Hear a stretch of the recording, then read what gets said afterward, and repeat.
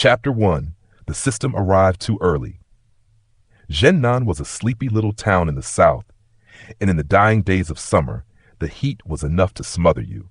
Jiang Nian had just gotten home. He opened the fridge, and a wave of cold air rolled out, brushing against his face like a soft sigh of relief. He rummaged around and dug out a few slices of leftover breakfast bread, dry but edible. He chewed slowly, each bite taking the edge off his hunger. With something in his stomach, he finally felt a bit more human. His phone buzzed. An incoming call. Leji, the class's self-proclaimed welfare officer, acne-ridden, always in flashy clothes, and endlessly nosy.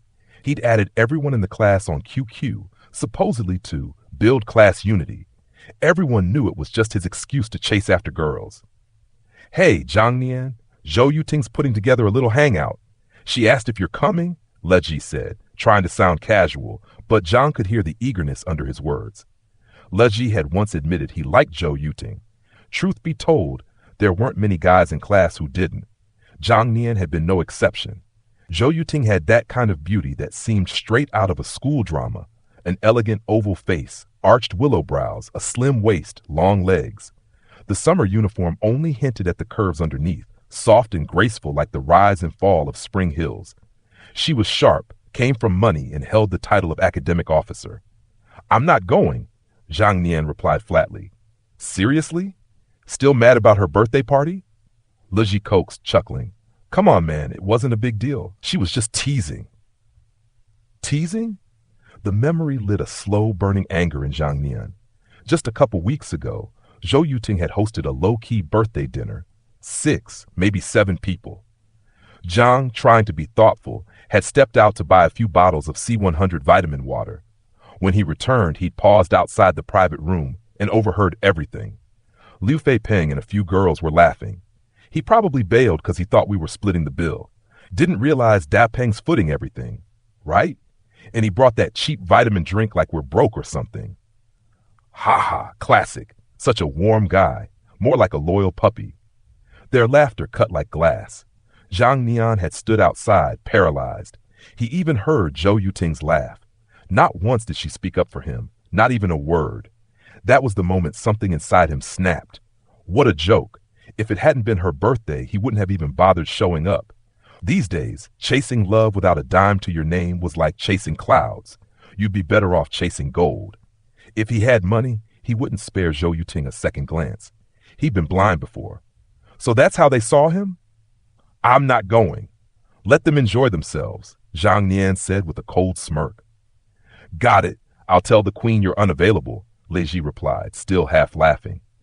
Jiang Nian tossed the phone aside and leaned back on the couch with a heavy sigh. The world had changed.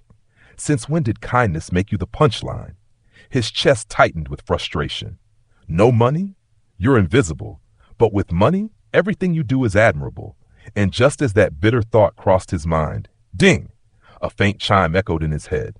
Then a translucent screen materialized before his eyes, white text slowly unfolding line by line. At 18, you enroll in a second-rate university. After graduating, you enter a large company, slogging through endless overtime. Your liver gives out, your legs ache from running errands, yet promotions and raises never come. At 28, your concerned parents begin gently pushing blind dates. They hand you their life savings in a passbook, afraid to offend your pride. At 30, you pay 588,000 yuan in betrothal gifts. You grit your teeth, take on loans for a house and car totaling 1.34 million. 5 gold ornaments, 80,000 yuan. Engagement gifts, 128,000 yuan. Bride's family fee, 30,000 yuan. Wedding transportation, 66,000 yuan. The banquet is lavish. Guests smile and toast. The bouquet flies, pure and white like a dove. At 32, your company downsizes.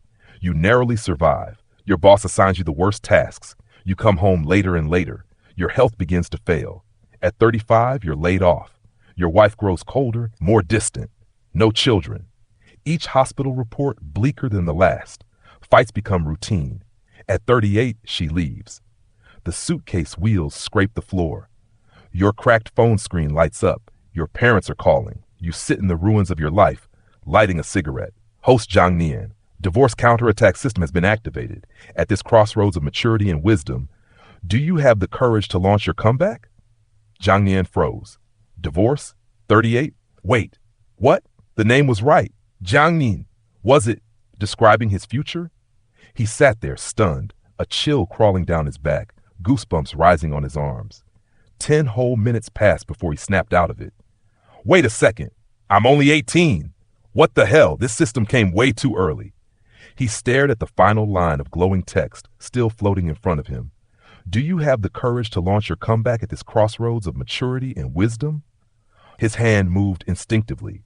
2 options flickered into view. Yes or no. He didn't hesitate. If it was fake, it'd be like some weird life sim.